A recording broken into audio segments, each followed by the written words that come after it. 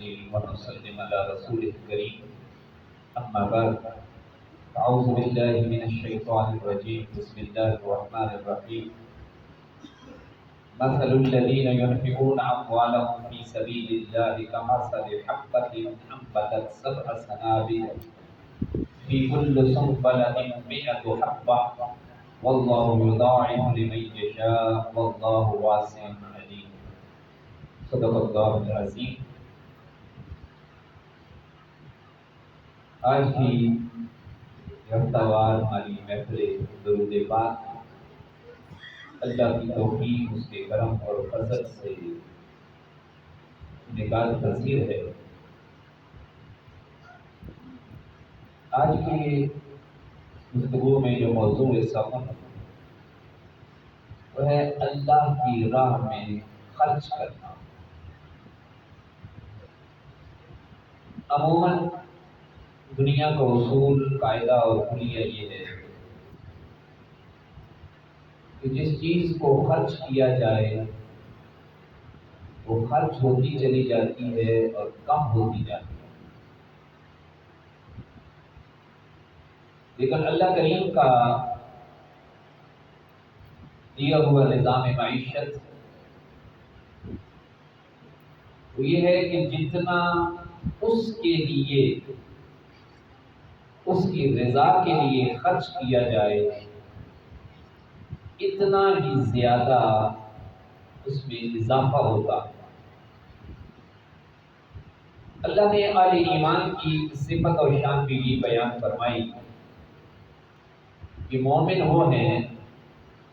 کہ وَمِمَّا رَزَقْنَاهُمْ يُنْفِقُونَ، جو کچھ ہم نے انہیں دیا وہ اسے اللہ کی راہ میں خرچ کرتے ہیں۔ علماء نے کہا کہ وہ کیا ہے؟ رزق کا معنی پیسے ہی نہیں ہے،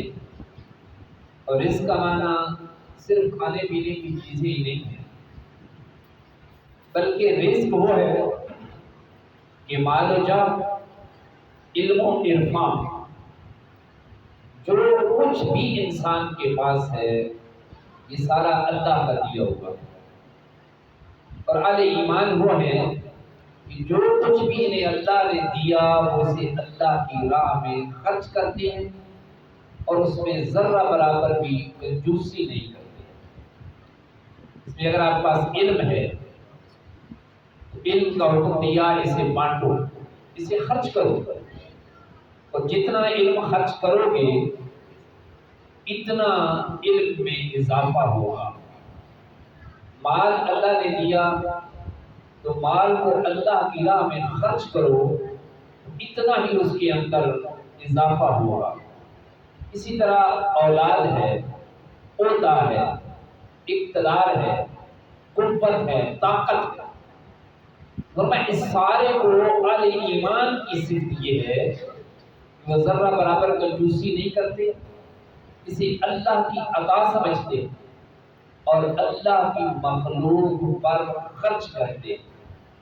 جتنا یہ خرچ کرتے چلے جاتے ہیں اتنا ہی اللہ اپنی اس عطا میں ان کے لیے اور اضافہ کرتا چلا جاتا ہے، کبھی کم نہیں ہوتا۔ اب دیکھ لیں کہ نظام زکوٰۃ ہے، 100 روپے میں سے اگر 2.5 روپے زکوٰۃ دے دی جائے تو بندہ کہتا ہے یہ تو کم ہو گئی، لیکن حقیقت بات یہ ہے کہ زکوٰۃ دینے والے کبھی بھوکے نہیں مرے، وہ ہمیشہ دینے والے ہی رہے، اور سود کھانے والا کبھی پیٹ بھر کے اس نے کھایا نہیں ہے، اور ہمیشہ وہ لینے والا ہی رہا۔ سخی ہاتھ اوپر رکھتا ہے تو دیتا چلا جاتا ہے،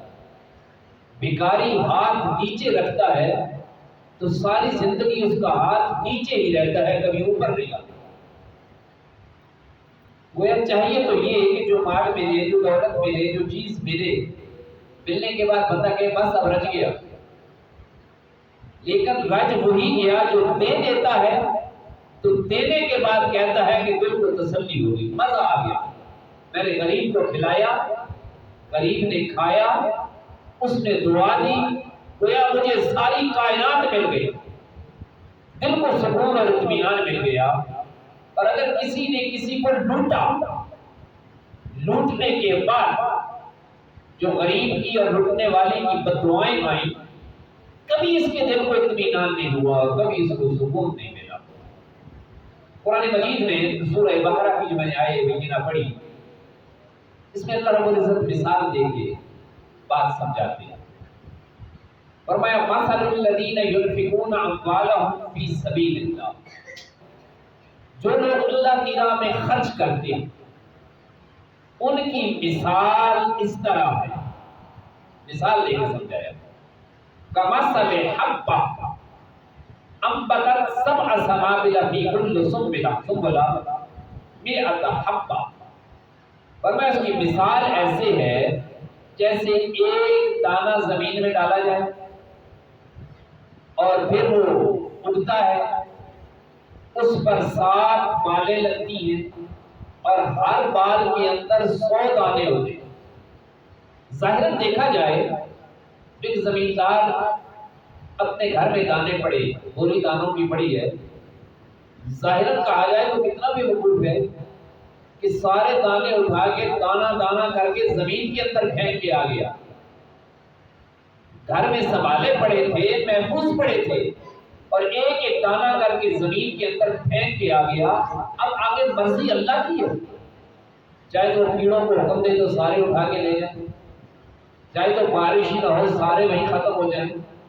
چاہے تو تیز بارش ہو اور سارے دانے گل جائیں، اسے کچھ نہ ملے، لیکن اللہ کی ذات پر بھروسہ کرتے ہوئے کہ میں ایک دانہ ڈالوں گا، اللہ اس سے 7 بالیاں نکالے گا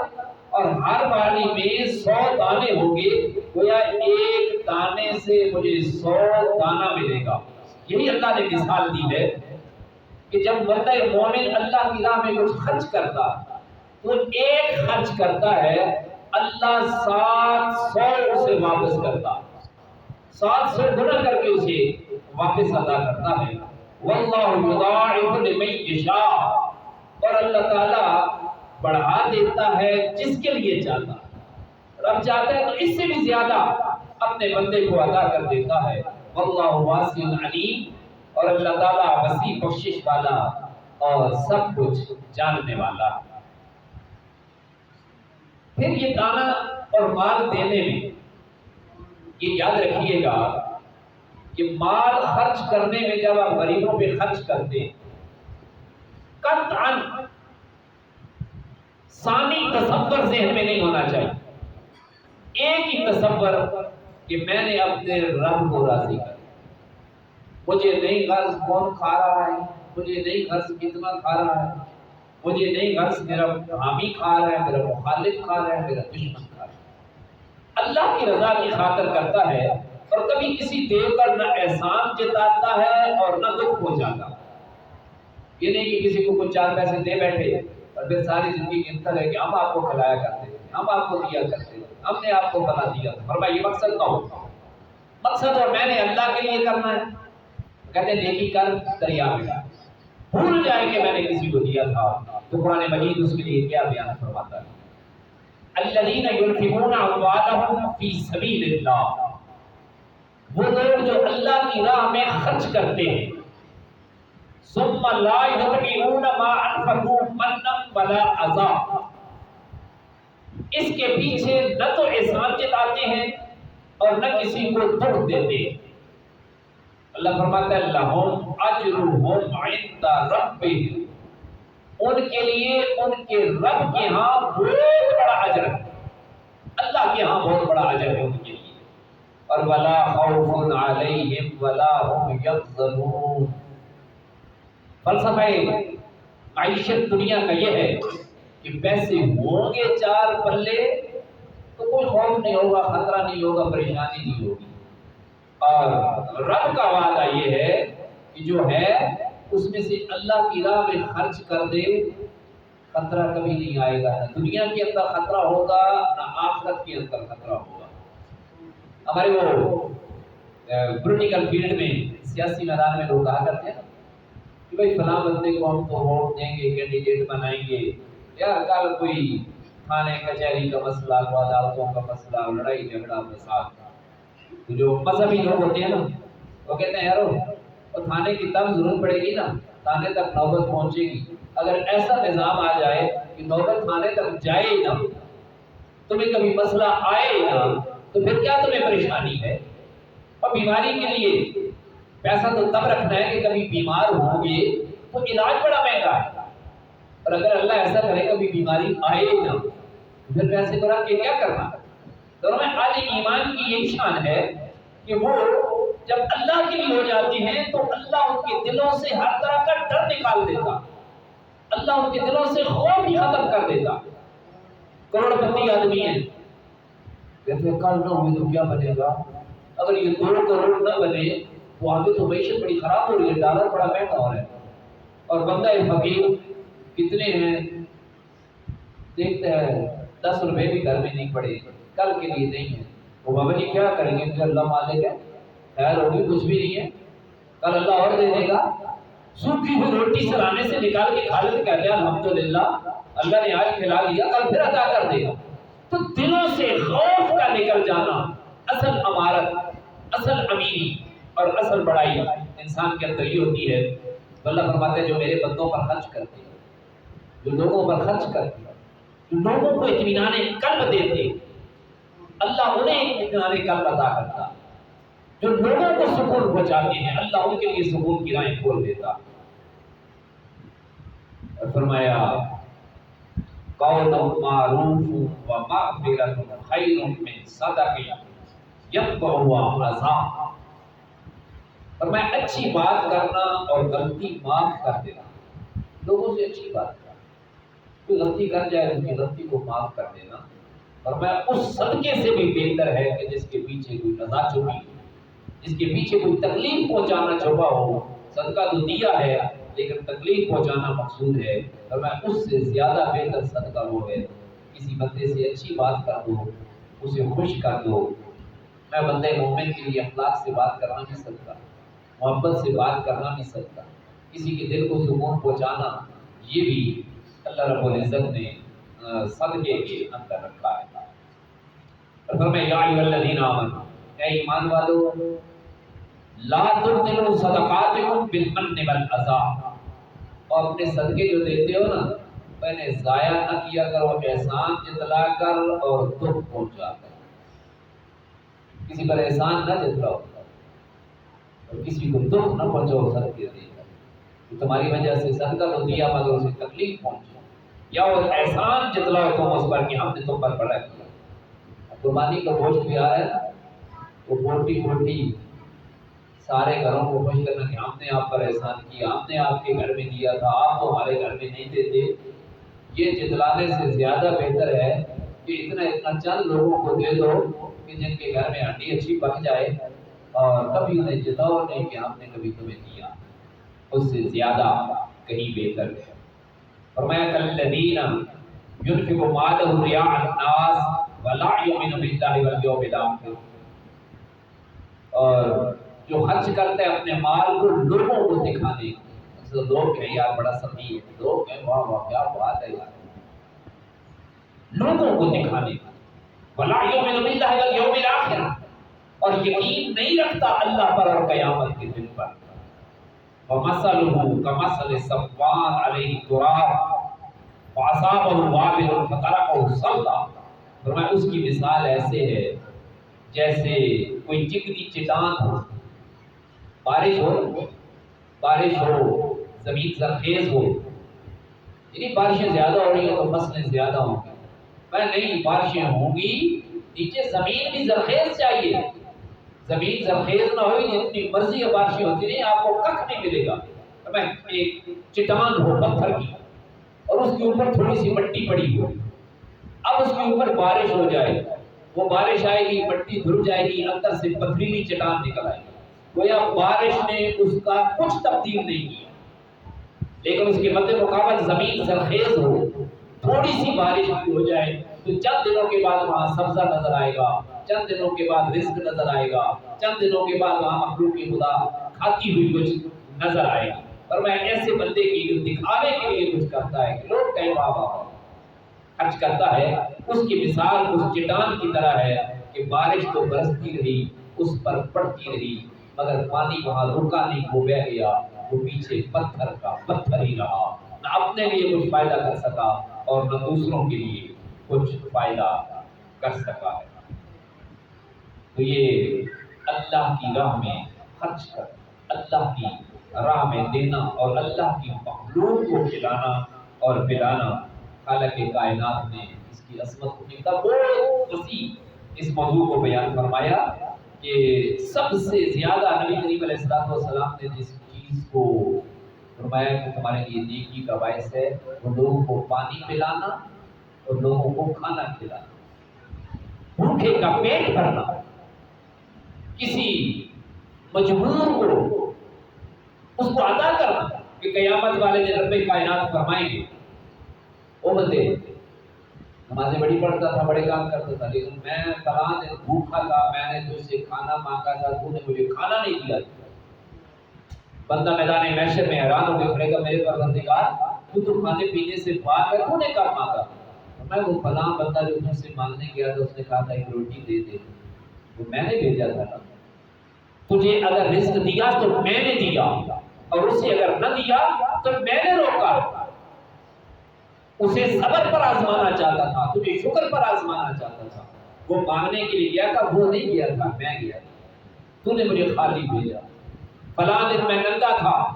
میں نے تجھ سے کپڑے مانگے تھے، تو نے مجھے عطا نہیں کیے۔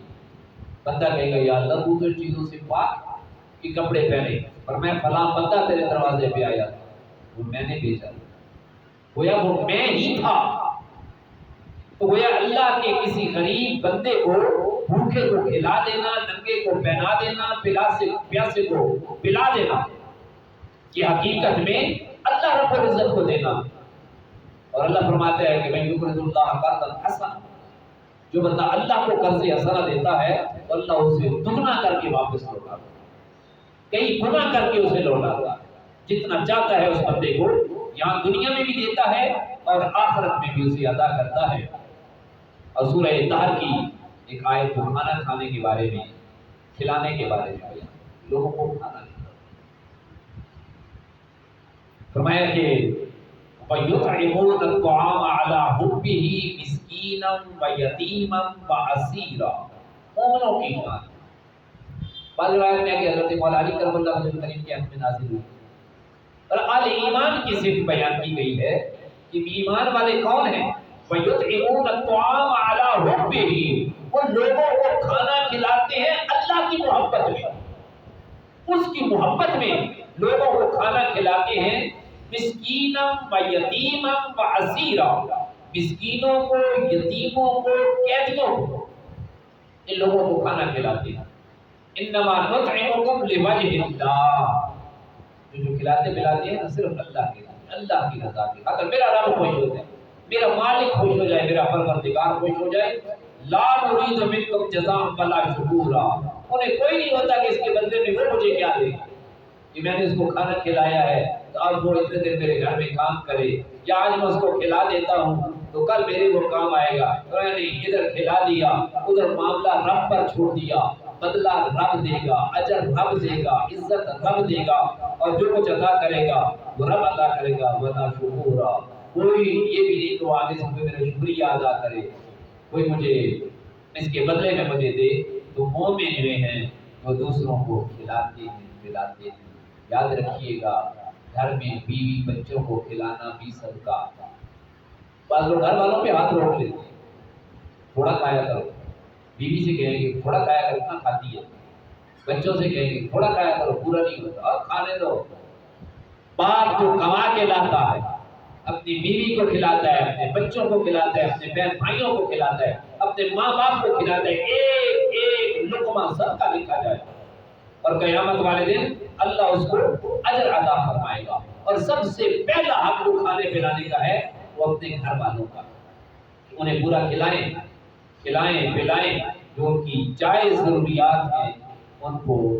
لازماً پورا کیا جائے۔ پھر اپنے دیگر رشتہ داروں کو، پھر اہل محلہ کو، پھر گرد و نواح کو، یتیموں کو، مسکینوں کو، اسیروں کو جہاں بھی ہو ان کو کھانا کھلایا جائے، انہیں پلایا جائے، اپنے دوست احباب کو کھلاتا۔ حضرت سیدنا عثمان غنی رضی اللہ عنہ فرماتے ہیں کہ میرا مال تو صرف وہ ہے، میرا مال تو صرف وہ مال ہے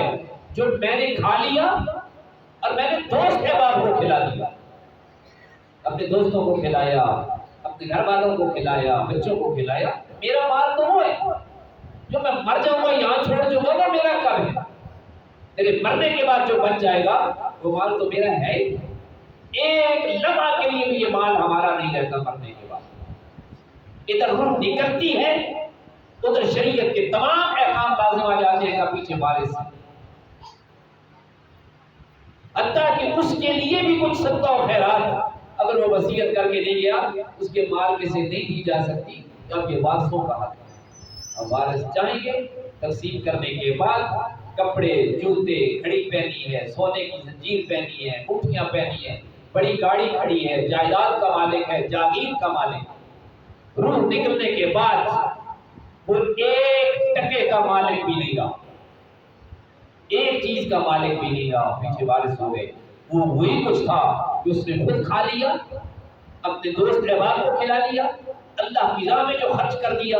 بس وہی مال اس کا اپنا ہے۔ یہی وجہ ہے کہ سیدنا عثمان غنی کی بات کی تو سیدنا عثمان غنی رضی اللہ تعالیٰ عنہ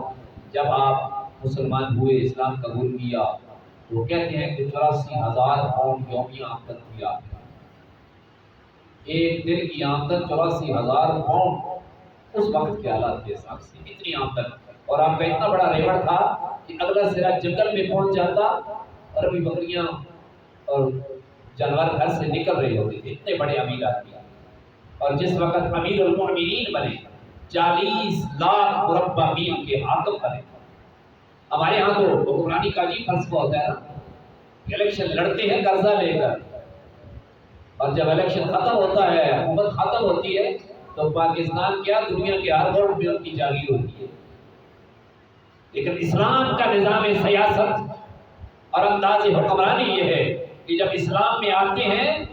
تو اربوں ڈالر کے بونڈز کے مالک ہوتے ہیں، اور جس وقت 40 لاکھ مربع میل کے حاکم بنے تو حضرت عثمان غنی کی قمیض پر 12 ٹاکیاں لگی ہوئی تھیں، ٹاکیاں لگی ہوئی تھیں آپ کی قمیض پر کہ دوسری نئی قمیض نہیں خریدتے تھے، جہاں سے پھٹ گئی وہیں سے پھر ٹاکی لگا لی۔ اور آل ایمان کے بڑوں کا تو یہ حال تھا، حضرت مولا علی کرم اللہ وجہ الکریم دوسرے کھائیں یار، دوسرے کھائیں، میں نے ایک نوالہ کم کھا لیا تو خیر ہے، کسی اور کے پیٹ میں چلا جائے۔ کہتے امام حسن رضی اللہ تعالیٰ گھر میں خیرات کر رہے تھے، ایک بندہ آیا اور دوڑتا دوڑتا آیا، اس نے کہا مجھے بھی پیالہ دے، اس نے ساتھ دوسرا پیالہ آگے کر دیا، انہوں نے کہا 2 پیالوں میں ڈال کے، کہا بھائی 2 پیالے کس لیے لے رہا ہے؟ انہوں نے کہا ایک پیالہ اپنے لیے، ایک مایا وہ ایک بابا بیچارہ میں نے دیکھا ہے وہ پودے میں بیٹھا ہوا ہے، شاید چل نہیں سکتا